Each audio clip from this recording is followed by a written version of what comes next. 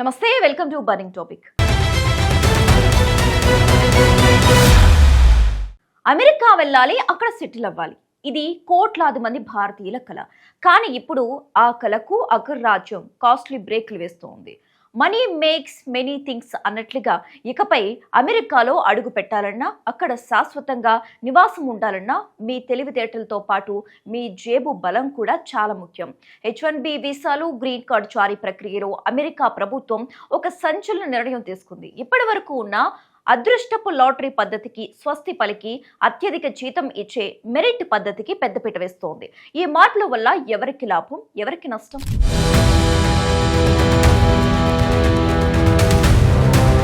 అగ్రరాజ్యం America immigration rules ను పూర్తిగా ప్రక్షాళన చేస్తోంది. ముఖ్యంగా భారతీయులు ఎక్కువగా ఆశపడే H1B వీసాస్, గ్రీన్ కార్డ్స్ విషయంలో సరికొత్త నిబంధనలు ప్రవేశపెట్టింది. 2027 ఆర్థిక సంవత్సరం నుండి వీసా ఎంపిక విధానం పూర్తిగా మారిపోనుంది. గతంలో H1B వీసాలను ర్యాండమ్ లాటరీ, ర్యాండమ్ సెలెక్షన్ ద్వారా ఎంపిక చేసేవారు. అంటే మీ అదృష్టం బాగుంటే వీసా వచ్చేది. కానీ ఇప్పుడు US citizenship and immigration services కొత్త రూల్ ప్రకారం ఎవరికైతే ఎక్కువ జీతం ఉంటుందో వారికే మొదటి ప్రాధాన్యత లభిస్తోంది. అమెరికా వేతన వ్యవస్థను 4 స్థానాలుగా విభజించారు. ఈ కొత్త విధానం వల్ల లాటరీలో పాల్గొనే అవకాశాలు కూడా మీ జీతంపైనే ఆధారపడి ఉంటాయి.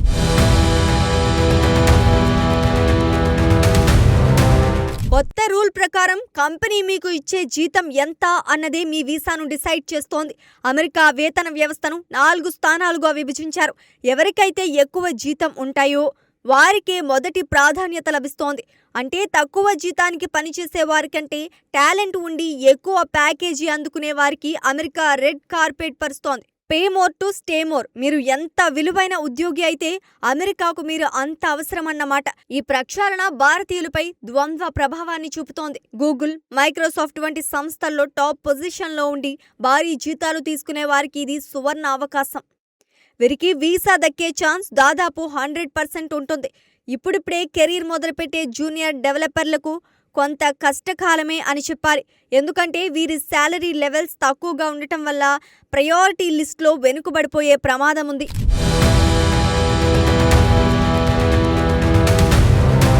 కేవలం H1B మాత్రమే కాదు, గ్రీన్ కార్డ్ రూల్స్లో కూడా భారీ మార్పులు వస్తున్నాయి. భారతీయులు దశాబ్దాలుగా ఎదురుచూస్తున్న కౌంట్రీ బేస్డ్ క్వాటాపై కూడా చర్చ జరుగుతోంది. హై లెవెల్ స్కిల్స్ ఉన్న వారికి గ్రీన్ కార్డ్ ప్రాసెస్ వేగవంతం చేయాలని అమెరికా భావిస్తోంది. ఎక్కువ మందిని తీసుకోవడం కంటే దేశానికి ఉపయోగపడే క్వాలిటీ పీపుల్ని ఉంచుకోవడమే లక్ష్యం. ఈ మార్పుల వల్ల కేవలం ఉద్యోగులే కాదు, ఇన్ఫోసిస్, TCS, విప్రో వంటి IT దిగ్గజాలు కూడా తమ వ్యూహాన్ని మార్చుకోవాల్సి ఉంటుంది. ఇకపై తక్కువ జీతంతో మనుషులను పంపడం సాధ్యం కాదు. కంపెనీలు కూడా తమ బిజినెస్ మోడల్ను రీడిజైన్ చేయక తప్పదు.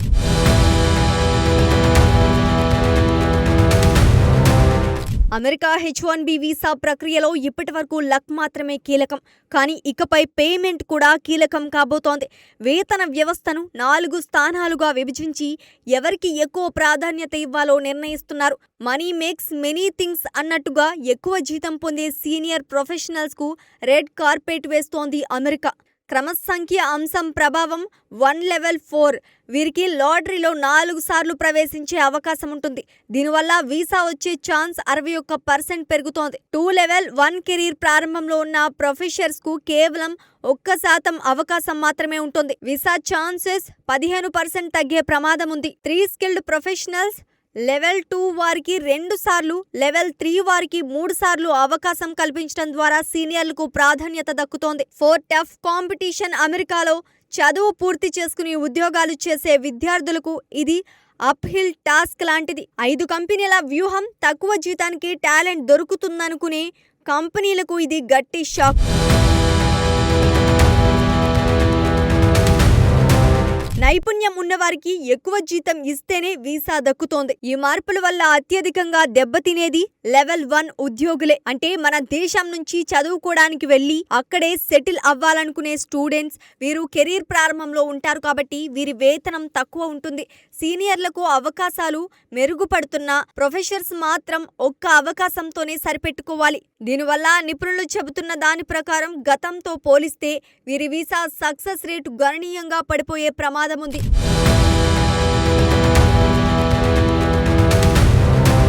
ఇన్నాళ్ళు గ్రీన్ కార్డ్ అంటే ఒక లాటరీ. కంప్యూటర్ ఏదో ఒక పేరును పిక్ చేసేది. అదృష్టం ఉంటే అమెరికాలో పక్కాగా సెటిల్ అయిపోయేవారు. కానీ ఇప్పుడు సీన్ మారింది. పాత లాటరీ పద్ధతిని పక్కన పెట్టి H1B తరహాలోనే వేజ్ బేస్డ్ సెలక్షన్ తీసుకురావాలని ప్రభుత్వం భావిస్తోంది. ప్రతి ఏటా 55,000 గ్రీన్ కార్డులను మంజూరు చేసే USCIS ఇకపై జీతాల ఆధారంగా అభ్యర్థులను వడపోస్తోంది. తక్కువ జీతంతో అమెరికాలో ఎంట్రీ ఇద్దామనుకునే వారికి ఇది మింగుడు పడని నిజం.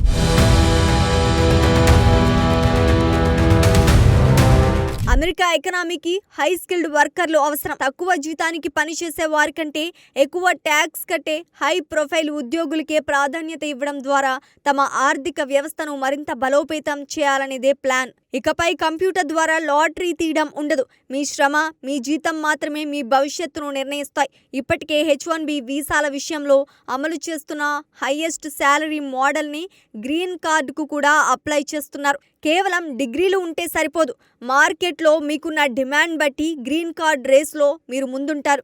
సంఖ్య 55,000గానే ఉంటుంది. కానీ ఎంపిక చేసే ప్రాసెస్ పూర్తిగా మారిపోతోంది. సాఫ్ట్వేర్ ఇంజనీర్లు, డాక్టర్లు మరియు సైంటిస్టులకు ఈ నిర్ణయం ఏ గోల్డెన్ ఆపర్చునిటీ అని చెప్పాలి.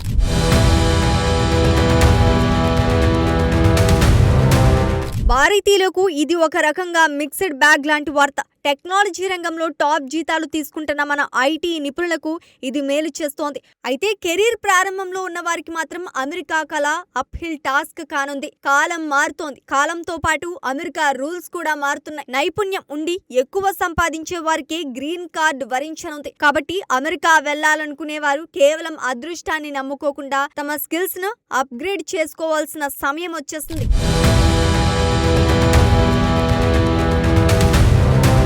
అమెరికా వెళ్లాలంటే ఇకపై కేవలం టాలెంట్ ఉంటే సరిపోదు. ఆ టాలెంట్ కు భారీ ప్యాకేజీ కూడా తోడవ్వాలి. సర్వైవల్ ఆఫ్ ద ఫిట్టెస్ట్ అనే సామెత ఇప్పుడు అమెరికా వీసాలకు సరిగ్గా సరిపోతోంది.